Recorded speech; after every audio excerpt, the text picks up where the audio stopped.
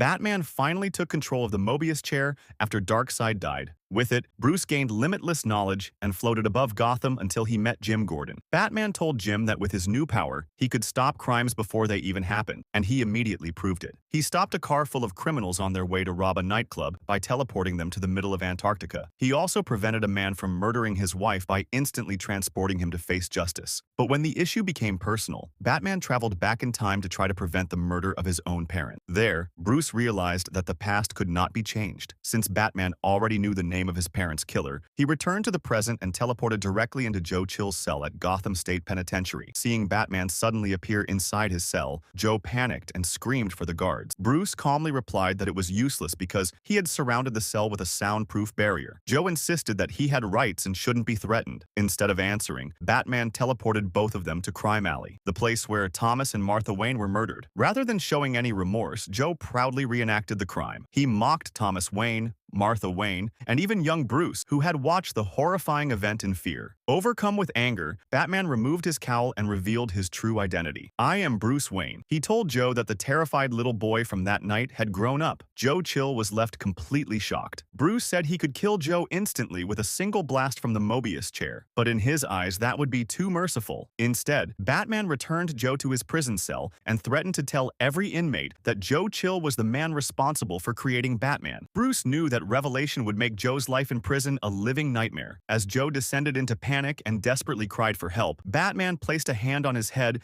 and erased all of his memories of their encounter. Batman then teleported back to the Batcave, leaving Joe terrified, without ever knowing why he felt such overwhelming fear.